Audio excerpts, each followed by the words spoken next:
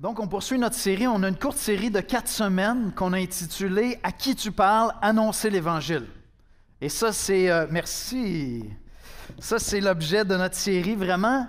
Et ce qu'on est en train d'explorer à travers cette série-là, c'est comment l'Évangile s'adapte à travers toutes les cultures, à travers toutes les époques. L'Évangile est riche. Et en fait, c'est frappant, c'est saisissant lorsqu'on étudie juste déjà le Nouveau Testament, mais après ça, le début, on appelle ça l'histoire de l'Église, les premiers siècles après le départ de Jésus. Et on voit que l'Évangile est en expansion incroyable à travers l'Empire romain. Ça va s'imposer, ça va causer même un paquet de soucis aux dirigeants politiques qui disent « Mais qu'est-ce que cette nouvelle religion-là qui est en train de s'imposer partout? » Et très rapidement, en quelques siècles, l'Empire romain est carrément envahi par l'Évangile. Et ça continue encore aujourd'hui. Dans plein de pays, même où on essaie de faire taire l'Évangile se répand parce que l'Évangile est si riche qu'il vient s'adresser à toutes les cultures, à des gens de toute ethnicité, de toute classe sociale. Je parlais dernièrement avec un ami qui est pasteur à Vancouver, puis il me partageait combien il voit de personnes qui viennent d'Iran, particulièrement des Farsis, qui se convertissent au christianisme. C'est vraiment fascinant, c'est très, très beau, c'est touchant. Et donc, ce matin, on va poursuivre avec cette série-là. Voici comment je résumerai la série. L'Évangile de Jésus-Christ est si riche qu'il n'a pas besoin de changer pour être présenté dans toutes les cultures, dans toutes les circonstances.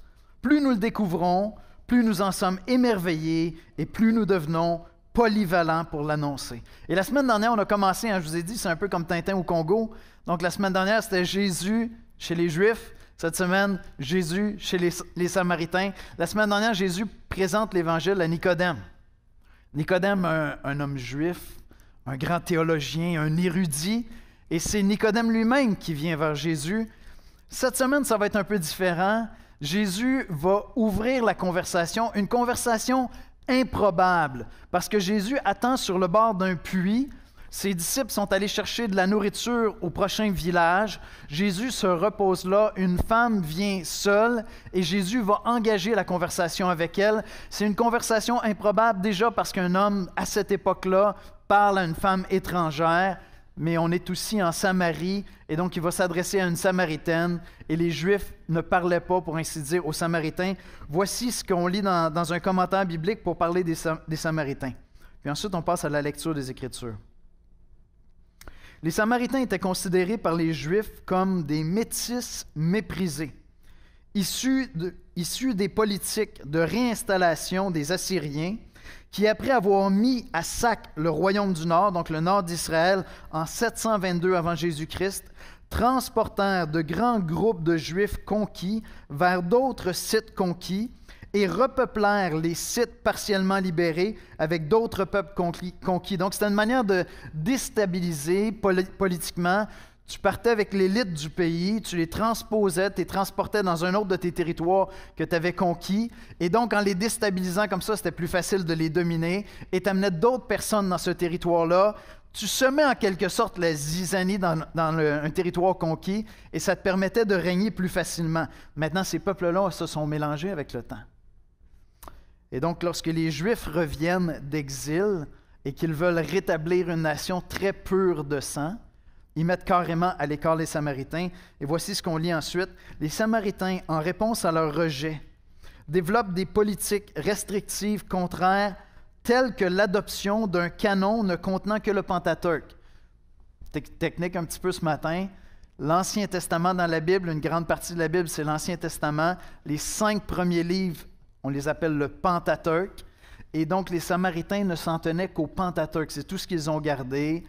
Se sont élus un mont pour adorer Dieu, pour ne pas aller à Jérusalem. Vous nous rejetez, on va voir notre lieu d'adoration. Donc, ça va être sur le mont Garizim. Et progressivement, ils vont en venir à s'éloigner des Écritures et avoir leur propre vision de Dieu, leur propre définition de Dieu. Ça, c'est les Samaritains. Puis Jésus va engager une conversation très improbable ce matin avec une femme samaritaine. On va aller dans la prière, on va écouter la lecture de la parole. Vous pouvez tourner avec nous dans Jean 4, on va dans un mot de prière. Père éternel, on vient dans ta présence pour recevoir ta parole ce matin.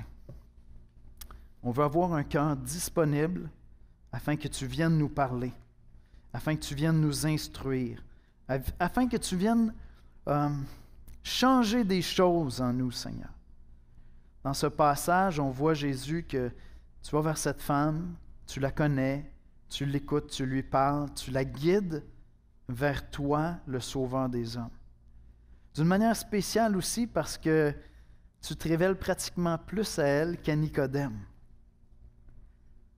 Seigneur, je te prie de parler à nos cœurs ce matin. Et s'il y a quelqu'un ici qui ne te connaît pas intimement, viens te révéler à lui et à elle. Et si nos cœurs se sont endormis, Seigneur, si à nos yeux, tu n'es plus si merveilleux, viens nous réveiller, Seigneur. Viens nous réveiller de ce sommeil spirituel, Seigneur. On veut entendre ta voix ce matin à travers ta parole. C'est en Jésus-Christ qu'on te prie. Amen. Bon matin à tous. Alors, le passage biblique de ce matin est dans Jean au chapitre 4, les versets 10 à 24, dans la nouvelle édition de Genève. Donc, Jean, chapitre 4, au verset 10. Jésus lui répondit, « Si tu connaissais le don de Dieu, et qui est celui qui te dit, « Donne-moi à boire », tu lui aurais toi-même demandé à boire, et il t'aurait donné de l'eau vive. » « Seigneur, lui dit la femme, tu n'as rien pour puiser, et le puits est profond. D'où aurais-tu donc cette eau vive? Es-tu plus grand que notre père Jacob, qui nous a donné ce puits, et qui en a bu lui-même, ainsi que ses fils et ses troupeaux? » Jésus lui répondit, « Quiconque boit de cette eau aura encore soif, mais celui qui boira de l'eau que je lui donnerai n'aura jamais soif. Et l'eau que je lui donnerai deviendra en lui une source d'eau qui jaillira jusque dans la vie éternelle. » La femme lui dit, « Seigneur, donne-moi cette eau, afin que je n'aie plus soif et que je ne vienne plus puiser ici. » « Va, lui dit Jésus, appelle ton mari et viens ici. » La femme répondit, « Je n'ai point de mari. » Jésus lui dit, « Tu as eu raison de dire, je n'ai point de mari, car tu as eu 5 maris, et celui que tu as maintenant n'est pas ton mari. En cela, tu as dit vrai. » « Seigneur, lui dit la femme, je vois que tu es prophète. Nos pères ont adoré sur cette montagne, et vous dites, vous, que le lieu où il faut adorer est à Jérusalem. » « Femme, lui dit Jésus, crois-moi, l'heure vient où ce ne sera ni sur cette montagne, ni à Jérusalem que vous adorez le Père. Vous adorez ce que vous ne connaissez pas. Nous adorons ce que nous connaissons, car le salut vient des Juifs. Mais l'heure vient, et elle est déjà venue, où les vrais adorateurs adoreront le Père en esprit et en vérité, car ce sont là les adorateurs que le Père demande. Dieu est esprit, et il faut que ceux qui l'adorent en esprit et en vérité. Amen. Merci, Danny. Donc, ce matin, on retrouve Jésus qui va avoir une conversation improbable. Et probablement que si on faisait le tour, on prenait le temps de partager ensemble ce matin, plusieurs d'entre vous, vous avez déjà eu de ces conversations pour annoncer l'Évangile à une personne vers qui vous ne seriez pas allé si ce n'avait été du fait que vous connaissez Jésus-Christ. Puis en fait, même probablement qu'un bon nombre d'entre vous, vous êtes ici ce matin comme le fruit d'une conversation improbable. Quelqu'un vous a abordé, quelqu'un de surprenant, quelqu'un qui, normalement, vous n'aurait pas abordé, mais à cause de l'Évangile de Jésus-Christ, a osé ouvrir la bouche pour vous parler.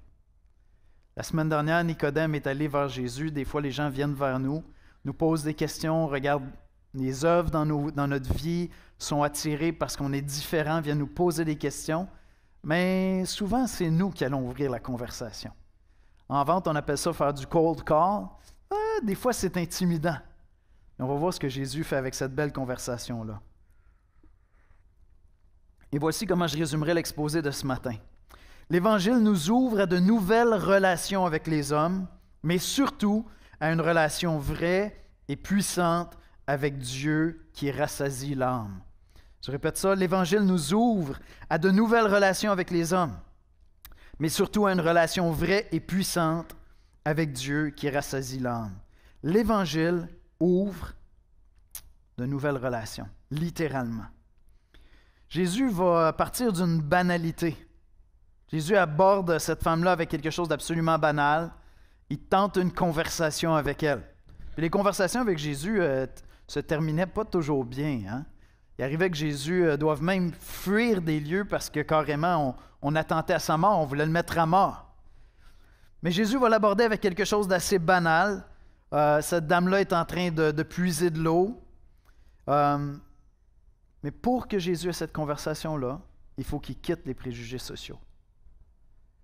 Comme on l'a dit, ce n'était pas normal pour un Juif à l'époque de parler à une femme étrangère, de lui adresser la parole. Ce n'était pas dans les coutumes de l'époque.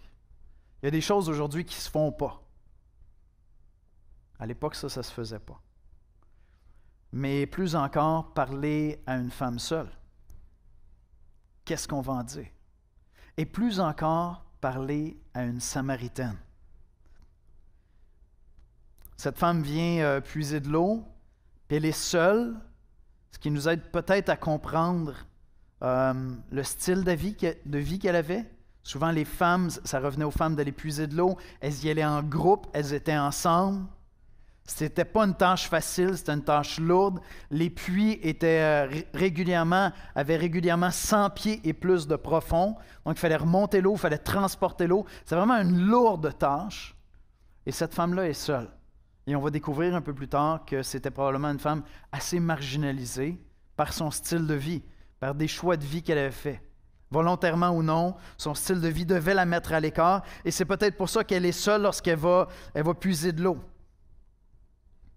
Puis en fait, je vais dire quelque chose d'assez terrible, mais boire de l'eau qui t'était donnée par une Samaritaine, c'était prendre le risque, dans la tête des Juifs, de te souiller rituellement, de te rendre impropre. Nous, on ne ferait pas ça. Mettons que tu marches sur la rue à Montréal, il y a un itinérant qui t'offre sa bouteille d'eau, petite gorgée. Vous allez me dire, c'est différent. C'est vrai, je comprends. Quand même, on a tous des préjugés. On a tous des préjugés. Il y a tous des gens qui, à nos yeux, sont des marginaux. Encore aujourd'hui. Il y a des personnes à qui vous pouvez penser, avec qui vous ne voudriez pas engager une conversation. Hier, c'est drôle, on est allé faire des commissions, puis on passe dans une boutique. Il y a un monsieur, il devait avoir au moins un 6 pouces de plus que moi, bien baraqué, full tatou, beau bonhomme. Vraiment le beau bonhomme. Mais il était là comme ça. Il regardait pendant que sa blonde ou sa femme, je ne sais pas trop, était en train de magasiner. Puis, j'ai comme fait un détour, je n'ai pas cherché son regard. Je ne me suis pas dit, faut que j'engage un regard avec ce gars-là. Non, je suis resté tranquille. Non, mais c'est vrai, j'aime ça saluer. J'aime ça saluer. Dans une boutique, quand je croise un regard, spontanément, je vais dire « Bonjour ». J'aime ça le faire. Mais je ne sais pas pourquoi je n'ai pas eu ce réflexe-là. Il y a peut-être juste moi qui ai des préjugés. Voyez-vous, Jésus, au contraire, est attiré par les marginaux. Systématiquement, à travers les évangiles, Jésus est attiré par les marginaux. En fait, on lit dans Matthieu 11, 19, « Le Fils de l'homme est venu mangeant et buvant. » Et il dit, c'est un mangeur et un buveur, un ami des publicains, c'est-à-dire des collecteurs de taxes, c'était des transfuges qui travaillaient pour l'Empire romain, et des gens de mauvaise vie. Mais la sagesse a été justifiée par ses œuvres. La réputation de Jésus, c'est qu'il se tenait avec les tout-croches. C'est sa réputation. Puis en fait, un jour, Jésus s'est même fait traiter de Samaritain. Dans Jean 8, 48, les Juifs lui répondirent, « N'avons-nous pas raison de dire que tu es un Samaritain? » C'était une insulte à l'époque. Comme si se faire traiter de Québécois, c'était une insulte. « Et que tu as un démon. » Moi, en regardant Jésus, je me dis, « Ah, il a pris ça comme un compliment. »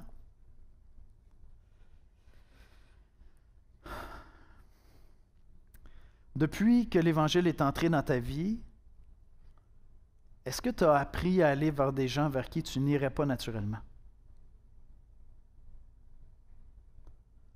Est-ce que la disposition naturelle de tout être humain à avoir des préjugés, à se tenir loin de personnes avec qui il y a un malaise, il y a un inconfort, il y a des craintes, il y a des doutes. Les préjugés viennent de toutes sortes de choses.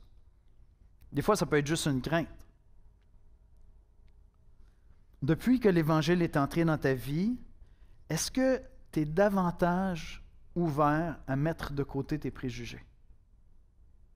Parce que l'Évangile produit ça. Je veux dire, pour devenir chrétien, Tu vas changer le regard que tu déposes sur toi-même. Tu vas dire, je suis un pécheur. N'est-ce pas? C'est vrai? Pour devenir chrétien, il faut que tu reconnaisses le besoin de recevoir la grâce de Dieu, que Dieu te fasse grâce, que Dieu te pardonne. À partir de ce moment-là, qui es-tu pour conserver des préjugés sur qui que ce soit? En fait, le seul préjugé qu'un chrétien a vraiment le droit de conserver, c'est celui de dire « Ah, un pécheur, ah, un pécheur, ah, un pécheur », parce qu'on est tous pécheurs. Ça va, ça tient la route, c'est bon. Depuis que tu es chrétien, est-ce que tu as observé dans ton attitude envers les gens autour de toi un changement de posture, une ouverture, un cœur qui est plus ouvert à aller vers qui que ce soit? Et la réponse, c'est toi qui la possèdes. Pense à ton travail. Pense à l'école, au cégep, au secondaire, peu importe. Est-ce que des gens pensent à cette personne que tu dis « Wow, je pense qu'il faudrait que je prie avant de lui parler. » C'est sûr qu'il y a une personne comme ça. Tu as un préjugé que c'est un air bête, qui ne voudra pas te parler, qui ne te recevra pas.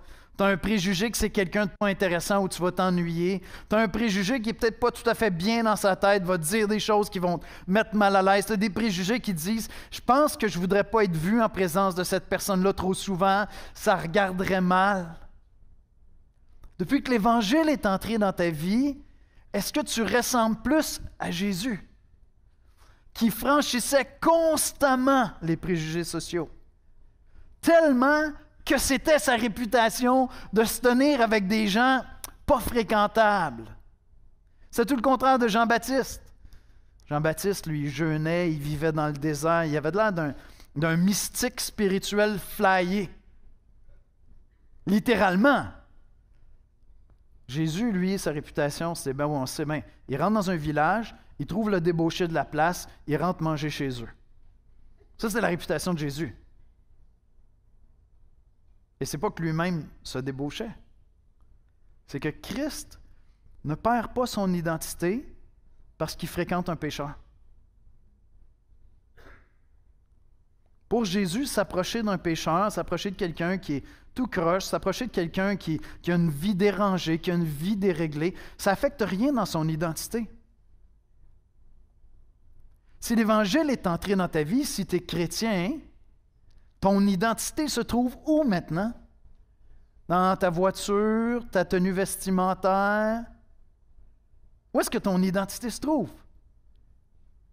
Quand tu deviens chrétien, tu reconnais que tu es pécheur, tu acceptes la grâce de Christ, pardonné de tes péchés, tu dis maintenant, même si j'ai encore une disposition à pécher, je suis un saint. Pas parce que je suis parfait, mais parce que j'ai été sanctifié. Dieu m'a pardonné mes péchés. Je suis chrétien. Et si tu es chrétien, fréquenter qui que ce soit ne te fera pas perdre ton identité. Quoi que les gens disent, quoi que les gens pensent, si c'est clair dans ton esprit, moi je suis un disciple de Jésus-Christ, je peux aller vers n'importe qui. Ce n'est pas eux qui vont me dicter comment je vais vivre, ce que je vais faire. Je peux aborder les marginaux. Je connais mon identité est claire. Elle est en Jésus-Christ. Je suis chrétien. Voyez-vous, Jésus avait cette réputation d'aller vers les gens de mauvaise vie. Depuis que l'Évangile est rentré dans ta vie, depuis que Jésus est entré dans ta vie, est-ce que les préjugés tombent et tu franchis ces barrières-là? Et vous savez quoi? Si vous dites, je vais être franc, j'ai encore plein de préjugés. Ben, de la même manière que la semaine dernière, je vous ai dit, la meilleure place pour se pratiquer à présenter l'Évangile, c'est avec un chrétien qui est favorable à entendre ton message. Ben, la meilleure place pour faire tomber les préjugés sociaux, c'est dans l'Église. Et Dieu est bon, on a une Église tellement diversifiée, de couleurs, d'origine, de génération, de situation économique. Et l'Église est un endroit par excellence. Les barbecues cet été, là, c'est vraiment le moment d'aller vers des gens. Tu dis, j'ai toujours voulu lui jaser, mais je n'ai pas osé franchir ça. Après l'Église, restez à l'extérieur après. Allez vers quelqu'un que vous ne connaissez pas. N'allez pas seulement vers ceux que vous connaissez, allez vers quelqu'un que vous ne connaissez pas. Connectez ensemble. Si l'Évangile est dans ta vie, les préjugés doivent tomber, Tu dois être porté à aller vers ces gens-là. Et on n'est pas parfait, je vous ai partagé hier. Hier, j'ai fait un petit détour. C'était pas un Samaritain, il m'intimidait. Voyez-vous, l'Évangile nous connecte à l'humain. C'est ça qu'on voit avec Jésus. L'Évangile nous connecte à l'humain. La semaine dernière, on était dans Jean 3, « Car Dieu a tant aimé le monde qu'il a donné son Fils unique, afin que quiconque croit en lui ne périsse point, mais qu'il ait la vie éternelle. » Dieu a aimé le monde. C'est pour ça qu'il a donné son Fils. Il a aimé le monde. Il a aimé les marginaux. En fait, tout l'Évangile se résume dans le fait que Dieu, le Fils, est devenu un homme. L'incarnation, il est venu vers nous, il est venu vers les marginaux, il est venu vers les pécheurs, il est venu marcher parmi nous. Il a côtoyé des pécheurs. Lui, Dieu, le Fils, s'est fait un homme. L'Évangile nous connecte à l'humain. Et une des pires choses que tu pourrais faire comme chrétien, c'est de dire « Avant, j'étais un des leurs. Je vivais le même style de vie qu'eux parce que je ne connaissais pas Dieu. Maintenant, je ne les fréquente plus parce que je suis chrétien. » Je ne sais pas quel Jésus t'as découvert, quel évangile t'as reçu, mais ce n'est pas ce Jésus-là. Parce que sa réputation à lui, c'était d'aller vers les gens de mauvaise vie, sans entrer dans leur style de vie, sans tomber dans les mêmes péchés. Avant, je ne connaissais pas Christ. Pour moi, être avec eux, c'était ma chute. Maintenant, je suis chrétien. L'Évangile nous connecte à l'humain. Ça ne nous amène pas à se retirer dans nos tours d'ivoire de chrétiens, puis on vit seulement de chrétiens constamment. Mais non, je sais qui je suis. Je peux aller vers d'autres personnes. L'Évangile connecte à l'humain. L'Évangile ouvre de nouvelles relations. L'Évangile comble nos besoins intérieurs les plus secrets. C'est le deuxième point. L'Évangile comble nos besoins intérieurs les plus secrets. Jésus aborde cette dame-là avec une requête très banale. Est-ce que tu pourrais me donner de l'eau? J'ai soif. On est à un puits. C'est assez banal. Mais en fait, il veut lui parler de soif beaucoup plus grande qu'il habite. Parce qu'on a tous des soifs très profondes. Des désirs, des appétits, des cravings qui sont là en nous, qui guident à peu près tout ce qu'on fait dans la vie. Jean 4, 10 à 14. Jésus lui répondit, « Si tu connaissais le don de Dieu et qui est celui qui te dit, donne-moi à boire, tu lui aurais toi-même demandé à boire, et il t'aurait donné de l'eau vive. » Seigneur, lui dit la femme, tu n'as rien pour puiser, et le puits est profond. D'où aurais-tu donc cette eau vive? Es-tu plus grand que notre père Jacob qui nous a donné ce puits? Donc, l'histoire racontait que ce puits-là avait été creusé par Jacob, un des patriarches des Juifs, et qui en a bu lui-même, ainsi que ses fils et ses troupeaux. Jésus lui répondit, « Quiconque boit de cette eau aura encore soif, mais celui qui boira de l'eau que je lui donnerai, n'aura jamais soif, et de l'eau que je lui donnerai deviendra en lui une source d'eau qui jaillira jusque dans la vie éternelle. » Il y a un très beau passage dans l'Ancien Testament, dans les livres prophétiques, dans le livre de Jérémie. C'est un passage qui a bouleversé un moment important dans ma vie. Je vais vous partager ça très brièvement. Donc, c'est dans Jérémie, au chapitre 2, verset 13. Prenez-le en note, prenez le temps d'aller le relire. Et prenez le temps de répondre à la question qui vient avec ce passage-là.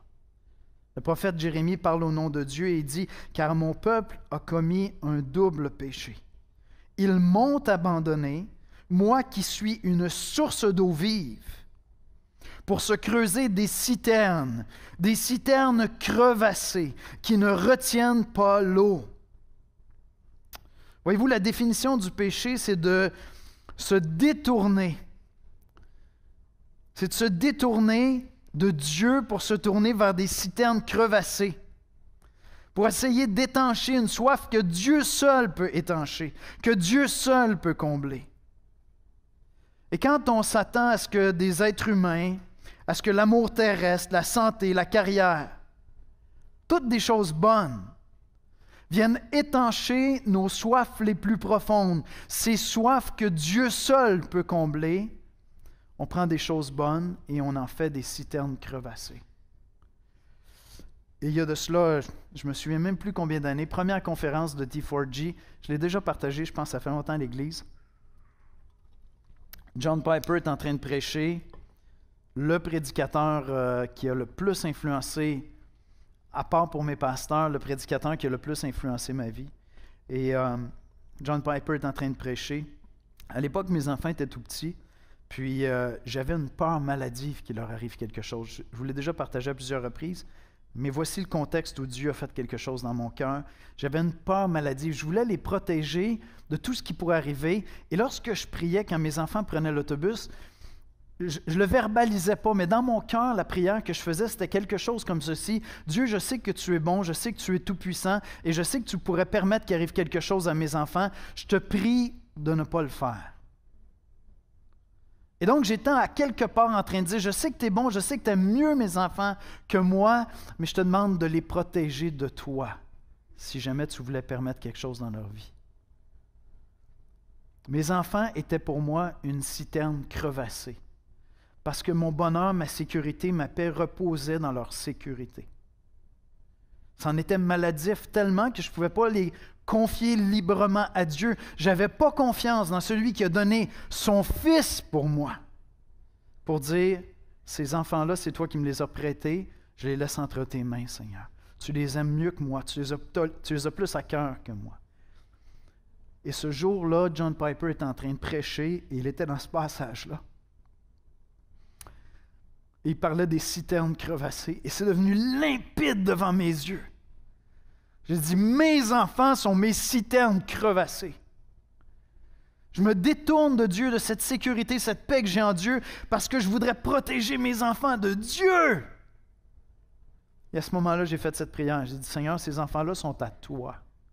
Tu viens les chercher quand tu veux, comme tu veux, parce que tu les aimes mieux que je les aimerai jamais. Et Dieu m'a accordé une grâce dans mon cœur. J'ai vu mon cœur être libéré, détaché. Pas de les aimer, mais de tout contrôler autour d'eux, pour les laisser entre les mains de Dieu. Lorsque Jésus dit qu'il vient donner une eau qui rassasie, une eau vive, c'est que cette eau-là ne peut venir que de Dieu. Et nous avons la tentation constante dans nos vies de se détourner de Dieu pour placer toute notre affection, celle qui doit être trouvée en Dieu. Chercher à être comblé de désirs, d'aspirations profondes en nous vers des citernes crevassées. Ça peut être ton épouse, ça peut être ton époux, ça peut être ta carrière, ça peut être ta santé, ça peut être des péchés. Tu te tournes vers la pornographie pour essayer de soulager ton stress, puis je ne sais pas quoi. Alors qu'un bon temps de prière avec Dieu te donnerait tout ce que la pornographie ne te donnera jamais et ne détruira pas ta vie, mais va l'édifier. Est-ce que tu as des citernes crevassées dans ta vie? Tu essaies d'aller assouvir une soif de l'âme profonde qui est là, mais tu vas vers des choses qui fuient, qui ne peuvent pas te rassasier, qui ne peuvent pas combler cette soif-là, parce que seul Dieu peut le faire. Jésus va vers cette femme et il lui dit, si tu savais qui je suis, si tu connaissais l'eau que je peux te donner, tu dirais, donne-moi de l'eau. Donne-moi de l'eau. Et c'est ce que cette femme lui dit. Elle lui dit, Seigneur, donne-moi cette eau, au verset 15, afin que je n'ai plus soif. Évidemment, elle ne saisit pas tout encore à ce moment-là, et que je ne vienne plus puiser ici. Elle dit, aïe, aïe, OK, tu as une eau magique qui va faire que j'aurais pu à me taper le puits à tous les jours à venir chercher de l'eau. C'est génial, j'en veux. Puis là, Jésus va aller vers ses soifs à elle, ses cravings à elle. Jésus lui dit, parce que Jésus la connaissait, appelle ton mari. Va, lui dit Jésus, appelle ton mari et viens ici. La femme répondit, je n'ai point de mari. Jésus lui dit, tu as raison de dire, je n'ai point de mari.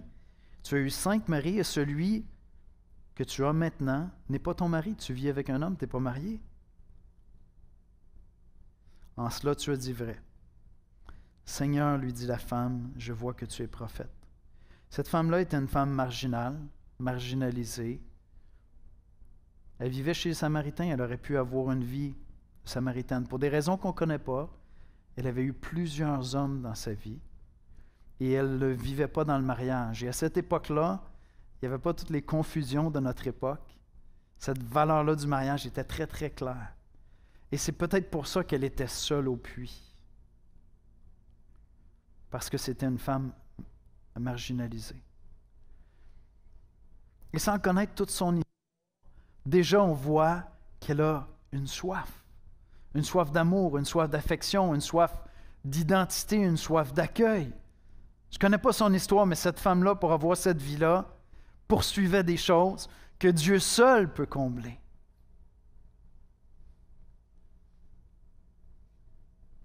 Elle est comme chacun d'entre nous, on veut être aimé, on ne veut pas souffrir de solitude, on veut trouver un sens à notre existence. Quel que soit notre âge, hein? Tu peux avoir 13 ans, puis tu es là, puis tu te dis « Qui suis-je? » Déjà, si tu es chrétien, tu as répondu à la question la plus importante de ta vie. La plus importante pour tous les êtres humains. Tu as 13 ans, tu décides de placer ta foi en Jésus-Christ, de suivre Jésus-Christ. Tu as répondu à la question la plus importante. Toutes les autres deviennent secondaires. Tu sais qui tu es. Oui, mais qu'est-ce que je suis appelé à faire dans ce monde? Tu es chrétien. Tu es appelé à annoncer l'Évangile, à faire des disciples. Oui, mais qu'est-ce que je vais faire comme carrière? On trouvera ça en route, mon ami. Tu as répondu à la question la plus importante. Cette femme-là est comme chacun d'entre nous. Elle désire être aimée, elle désire connaître son identité, elle ne veut pas souffrir de solitude, elle veut trouver un sens à son existence et ça la conduit dans toutes sortes de choses et dans cette vie marginalisée. L'Évangile vient combler ses soifs dans ta vie, dans la mienne, dans la vie des gens autour de nous. Et lorsque nous annonçons l'Évangile, c'est là qu'on espère aller dans la conversation. C'est quoi ces soifs qui t'habitent, qui font que cosmétiquement, tu sais, ta vie semble se tenir, mais dans le fond, quand tu vis des nuits d'angoisse, dans le fond, quand tu te poses la question, pourquoi je fais tout ça? Pourquoi je maintiens le show? Tout se tient, ma vie semble bien aller, le travail, tout ça. Pourquoi je fais tout ça? Tu sais, quand ces questions-là viennent, c'est là que tu es en train d'aller vers ces soifs-là qui t'habitent, que Dieu seul peut combler. Et lorsqu'on annonce l'Évangile, c'est ça qu'on veut adresser avec eux. Dieu dit dans Ésaïe 55, je vous lis 5 versets, très très beaux. Ésaïe 55, 1 à 5, « Vous tous qui avez soif, venez aux eaux, même celui qui n'a pas d'argent. Venez acheter et manger. Venez acheter du vin et du lait sans argent, sans rien payer. Pourquoi pesez-vous de l'argent pour ce qui ne nourrit pas? Pourquoi travaillez-vous pour ce qui ne rassasie pas? Écoutez-moi donc, et vous mangerez ce qui est bon, et votre âme se délectera de mes succulents. Prêtez l'oreille et venez à moi. Écoutez, votre âme vivra. Je traiterai avec vous une alliance éternelle pour rendre durables mes faveurs envers David. Voici, je l'ai établi comme témoin auprès des peuples, comme chef et dominateur des peuples. Voici, tu appelleras des nations que tu ne connais pas, et les nations qui ne te connaissent pas accourront vers toi à cause de l'Éternel ton Dieu, du Saint d'Israël qui te glorifie. Et quand nous allons annoncer l'Évangile aux nations qui ne connaissent pas Dieu, à nos voisins qui ne connaissent pas Dieu. Je parlais avec un pasteur dernièrement, il parle avec une dame québécoise, francophone de 40 ans, qui n'avait aucune notion de savoir qui est Jésus. Ce pasteur-là ne vient pas du Québec, il dit « J'avais jamais rencontré quelqu'un comme ça. Bienvenue au Québec! »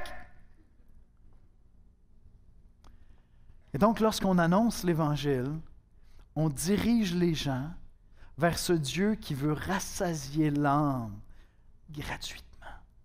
C'est gratis. C'est l'Évangile. C'est l'Évangile. Cette femme-là mène une vie qui n'est pas à la gloire de Dieu. Elle ne vit pas dans le mariage, comme Dieu nous l'enseigne. Et à l'époque, c'était très clair pour elle. Elle savait, l'époque était claire. Aujourd'hui, l'époque est confuse. Puis Jésus va vers elle et lui parle. Il lui demande de l'eau, mais pour lui offrir l'eau qui t'amène dans la vie éternelle. Cette femme-là est partie de chez elle ce matin-là pour aller chercher de l'eau à un puits, et elle est rentrée chez elle avec la vie éternelle. Parce qu'elle a rencontré le Messie, le Sauveur des hommes, Jésus-Christ, et elle a cru en lui. Et nous savons qu'elle a cru en lui parce qu'elle est partie courir au village. Puis elle a dit à tout le monde, hey, « J'ai trouvé le Messie, j'ai trouvé le Messie. » Cette femme-là est sortie d'elle pour aller chercher de l'eau. Elle a fait une rencontre improbable, elle a eu une conversation improbable. Et ce soir-là, lorsque s'est couchée, elle croyait en Jésus-Christ. Toutes ses soifs, les plus grandes, les plus existentielles, pouvaient être rassasiées en Jésus-Christ.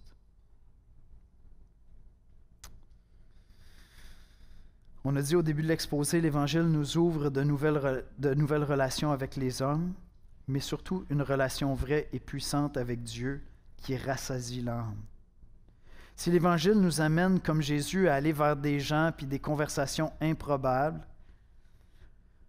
l'Évangile nous conduit surtout à entrer dans une relation riche, puissante, une relation qui change tout.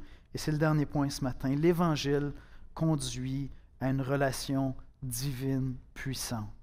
C'est la découverte que cette femme-là a faite cette journée-là.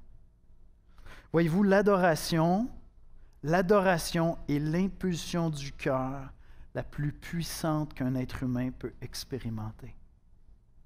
L'adoration est l'impulsion du cœur la plus puissante qu'un cœur humain peut expérimenter.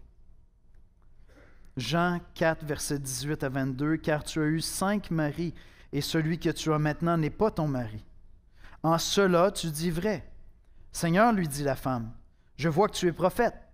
Nos pères ont adoré sur cette montagne, et vous dites, vous, que le lieu où il faut adorer est à Jérusalem.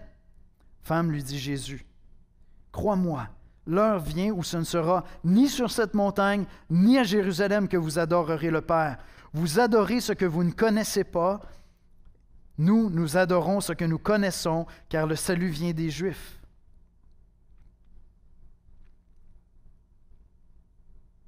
Puis au verset 23-24, il dit, « Mais l'heure vient, elle est déjà venue, où les vrais adorateurs adoreront le Père en esprit et en vérité, car ce sont là les adorateurs que le Père demande. Dieu est esprit, et il faut que ceux qui l'adorent en esprit et en vérité. » Le mot pour adorer qui est là est intéressant. Un mot grec, proskuneo, ça veut dire en gros embrasser. Et donc, on trouvait beaucoup, entre autres chez les Perses, cette tradition. Si tu rencontrais ton égal, vous allez faire des grimaces, si tu rencontrais ton égal, tu l'embrassais sur la bouche, homme, femme, n'importe qui. On ne fera pas ça tantôt, d'accord? Si je vous donne un saint baiser, ça va être sur une joue. Ça va? Mais à l'époque, donc, un petit bec sur la bouche, on est des égaux. Sur la joue, tu es un peu supérieur à moi. Mais si je rencontrais un roi, un empereur, un prince, je m'agenouillais par terre et je lui envoyais un baiser parce que je n'étais pas digne de le toucher. Et c'est ce mot-là qui est là. Lorsque je vous dis que l'adoration est l'impulsion du cœur humain la plus puissante qu'on peut expérimenter, tantôt on parlait des citernes crevassées. Quand tu découvres qui est Jésus-Christ, quand tu découvres qui est Dieu et que tu commences à l'adorer, ton cœur est prosterné comme si tu étais physiquement prosterné par terre. Et vois-tu, tu ne peux pas te prosterner devant 2 empereurs en même temps. S'il y avait plein de rois qui venaient ici, tu choisirais le plus grand, puis c'est envers lui que tu irais en premier pour faire preuve de déférence.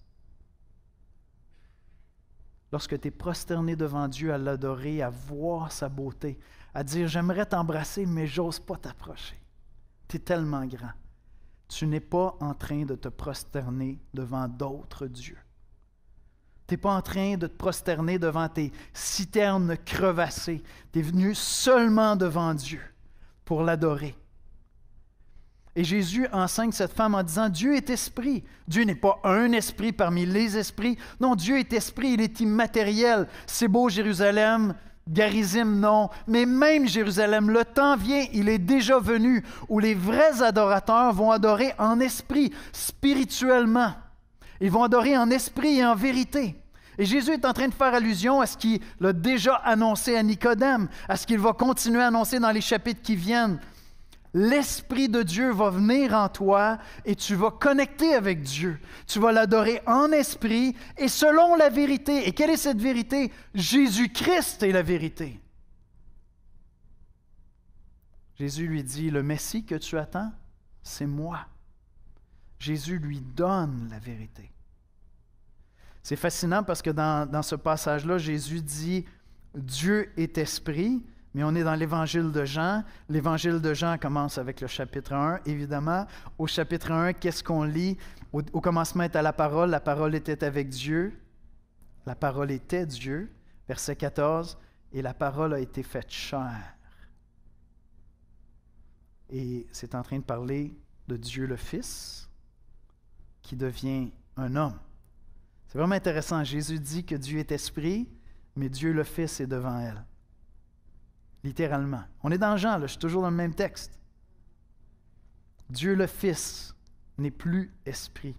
Il s'est incarné parce qu'il est allé vers les marginaux, parce qu'il a franchi la distance, parce qu'il est venu vers nous. Et il se révèle à elle, lui, la vérité, le chemin et la vie. Il se révèle à elle afin qu'elle puisse entrer en communion avec lui, qu'elle puisse l'adorer, afin de ne pas adorer ses citernes crevassées, mais qu'elle puisse se tourner vers lui uniquement. Entrer dans cette relation profonde où tu trouves la paix enfin. Quand tu connais Jésus-Christ, ton cœur peut se reposer de toutes ces poursuites, de toutes ces soifs qui te détournent inutilement, des citernes crevassées qui ne vont jamais rassasier ton âme.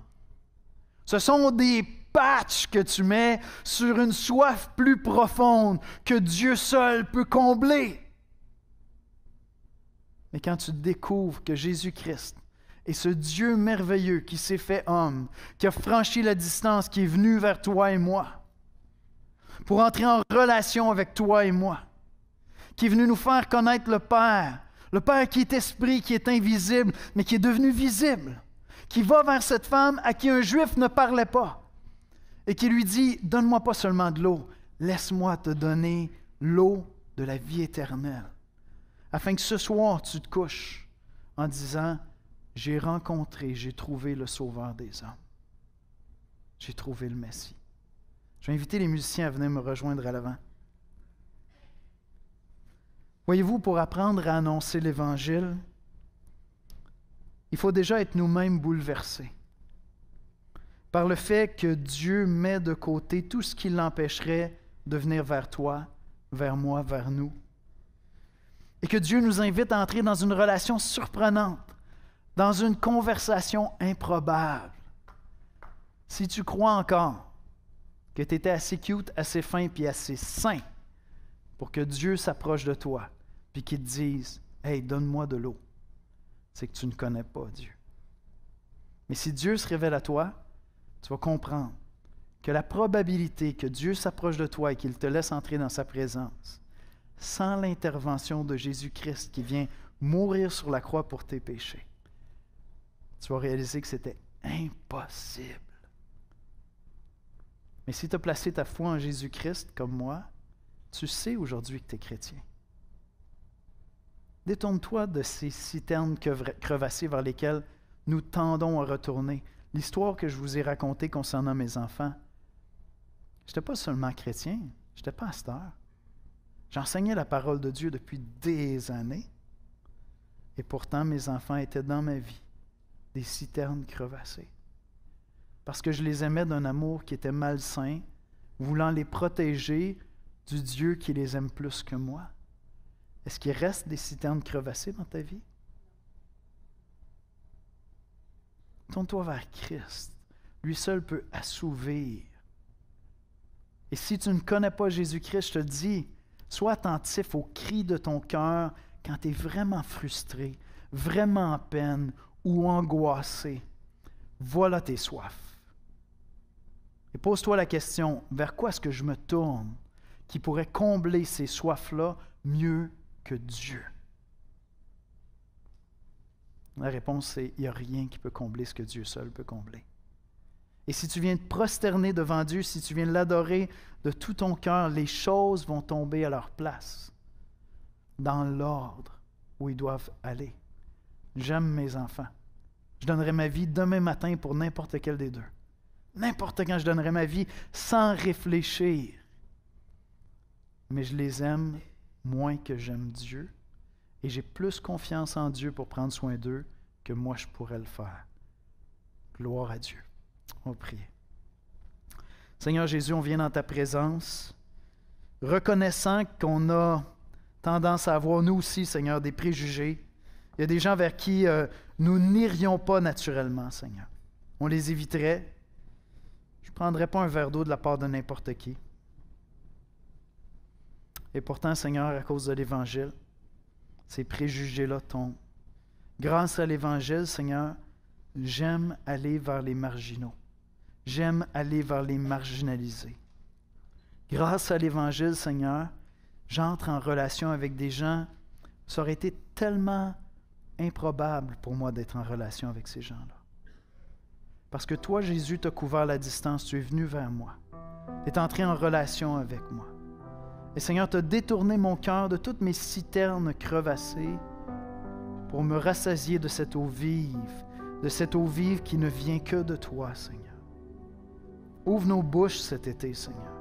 Donne-nous de témoigner de toi, de parler de toi, de t'annoncer aux gens autour de nous qui ont toutes sortes de soif dont ils n'ont souvent pas conscience, Seigneur, qui cherchent à combler un vide avec des choses tellement pâles qui ne peuvent rassasier comme toi seul peux le faire, Seigneur. C'est en Jésus-Christ qu'on prie. Amen.